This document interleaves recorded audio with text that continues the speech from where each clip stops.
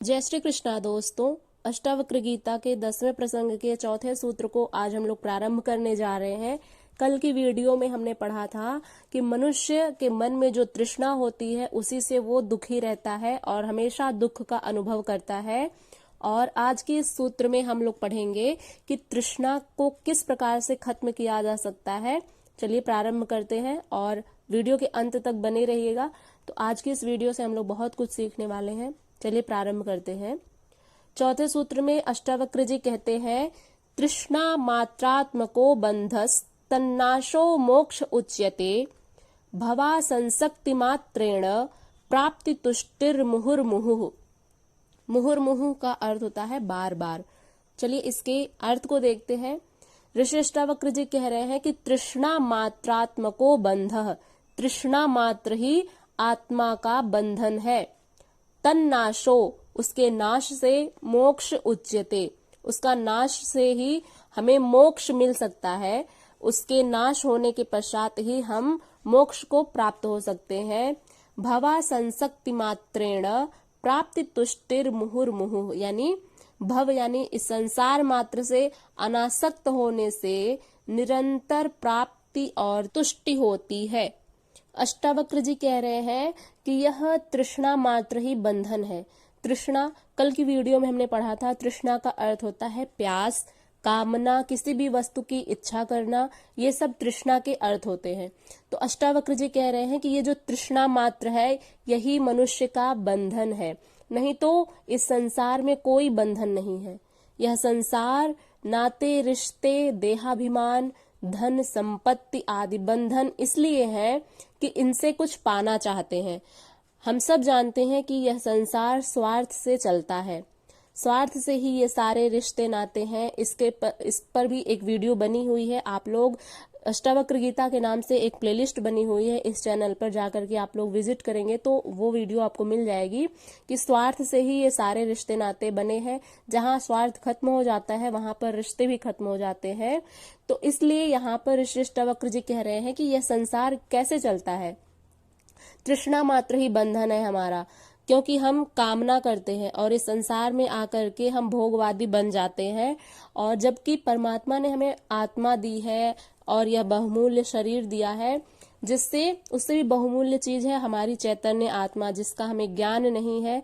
उसके अज्ञान के कारण हम इस संसार में विषयों के प्रति भागते हैं, उन्हीं के पीछे भाग दौड़, अंधी दौड़ में पड़ जाते हैं। तो इस संसार में जो एकमात्र बंधन है वह है, उसका कारण है तृष्णा। इस संसार में यदि तृष्णा ना रहे तो कोई बंधन नहीं है। यह संसार रिश्ते नाते, देहाभिमान, धन संपत्ति, ये सब बंधन इसलिए बन जाते हैं क्योंकि हमें इनसे कुछ चाहिए होता है। हम कुछ न कुछ एक दूसरे से प्राप्त करना चाहते हैं, इसलिए हम भी किसी से कुछ प्राप्त करना चाहते हैं, कोई हमसे कुछ प्राप्त करना चाहते हैं। तो एक दूसरे से सब लोग बंधे हुए हैं क्योंकि ये संसार स्वार्थ से चलता है। तो यहाँ पर इसीलिए रिश्ते नाते, जहां पर आपका स्वार्थ खत्म हो जाता है वहां पर आपने देखा होगा कि वहां पर रिश्ते भी खत्म हो जाते हैं। इसलिए जब तक चाह बनी हुई है, जब तक तृष्णा बनी हुई है, तभी तक ये रिश्ते नाते हैं, देहाभिमान है, धन संपत्ति, ये सभी है। इसीलिए ये बंधन भी है क्योंकि हम इनसे कुछ पाना चाहते हैं, इनसे अपने को अधिक से अधिक भरना चाहते हैं। इन सब के मूल में तृष्णा ही है। इन सब का जो एकमात्र मूल है, जड़ है जो कह सकते हैं, इन सब के मूल में तृष्णा है। चाहे वो हमारे रिश्ते नाते हो, देहाभिमान हो, जैसे देह का अभिमान भी होता है लोगों को कि हमारी इतनी सुंदर शरीर है, इतना सुंदर आकृति है, तो इसका भी अभिमान होता है। धन का अभिमान होता है, संपत्ति का अभिमान होता है। तो इन सब के मूल में यदि हम लोग देखें तो तृष्णा है, क्योंकि हम नाते रिश्ते में भी भागते हैं। जैसे अच्छे रिश्ते जहां पर होते हैं उनके पीछे हम भागते ही हैं क्योंकि हमें उनसे कुछ चाहिए होता है। और ये देहाभिमान, जैसे कोई व्यक्ति यदि बहुत अधिक सुंदर है तो वो अपने देह को ही सजाने संवारने में लगा रहता है, क्योंकि उसे अपने देह का अभिमान होता है कि हम बहुत अधिक सुंदर हैं, बहुत अधिक आकर्षक हैं। और धन, संपत्ति, वैभव, ये सब जो है, इन सब के मूल में तृष्णा है। जब इसके जड़ को हम लोग देखेंगे तो ये सब तृष्णा से ही उत्पन्न होते हैं, क्योंकि हमें इनसे कुछ चाहिए होता है। जब हम सुंदर दिखेंगे तो सभी का आकर्षण, सभी को हम आकर्षित कर सकते हैं, इस प्रकार का भाव रहता है लोगों के मन में। और जो रिश्ते नाते होते हैं, जो बहुत अधिक धनवान व्यक्ति, जैसे आप लोग समझ ही सकते हैं कि हम सब सांसारिक मनुष्य हैं, तो सभी लोग समझ रहे हैं कि ये सब इस वीडियो में ऋषि अष्टावक्र जी क्या कहना चाह रहे हैं इस सूत्र में, और हम आपको क्या समझाना चाह रहे हैं। बस यही बात, इन सब के मूल में तृष्णा ही है, कहने का भाव यही है। क्योंकि तृष्णा का अर्थ होता है, तृष्णा का अर्थ ही यही होता है कामना, प्यास, किसी भी चीज को पाने की इच्छा, है ना। तो यहाँ पर हमें देहाभिमान यदि किसी व्यक्ति को है तो वो किसकी आकांक्षा करेगा कि लोग उसकी तरफ देखें, आकर्षित हों। और नाते रिश्ते भी इसीलिए होते हैं, धन संपत्ति भी इसीलिए है, और यही सब बंधन का कारण है। यदि तृष्णा मिट जाए तो वह मुक्ति ही है। जब हमारे मन से अगर भगवान करे कि तृष्णा मिट जाए तो हम मुक्त हो सकते हैं, और मुक्ति के लिए कुछ करना नहीं पड़ता है। अष्टावक्र जी इस तृष्णा नाश का भी उपाय बताते हुए कहते हैं कि संसार मात्र से अनासक्त होने से तृष्णा का नाश हो जाता है। यदि हम इस संसार मात्र से अनासक्त हो जाएं, एक तो होता है आसक्त, यानी चिपक जाना, किसी भी चीज के पीछे पड़ जाना, वो होती है आसक्ति। और दूसरा होता है अनासक्त, यानी लगाव को खत्म कर देना। आसक्त यानी लगाव, और अनासक्त यानी लगाव से रहित हो जाना। हम इस संसार में क्यों आसक्त हैं, क्यों हम विषयों के पीछे भाग दौड़ रहे हैं? क्योंकि तृष्णा है। और यदि हम इस संसार से अनासक्त हो जाएं, सभी से जितने भी रिश्ते हैं, नाते हैं, जो ये देहाभिमान है, देह भी तो नष्ट हो जाएगी, क्यों अभिमान करना है फिर?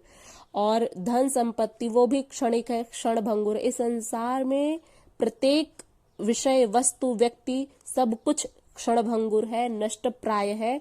और यदि इस विषय का, यदि इस बात का हमें ज्ञान हो जाए कि सब कुछ नष्ट हो जाएगा, और यह बात अपने मन मस्तिष्क में बैठाकर यदि हम अनासक्त हो जाते हैं इस संसार से, तो हमारी तृष्णा का नाश हो जाता है, एवं इसके नाश से निरंतर प्राप्ति और तुष्टि होती है। तुष्टि यानी प्रसन्नता, तो वही सच्चा आनंद होता है।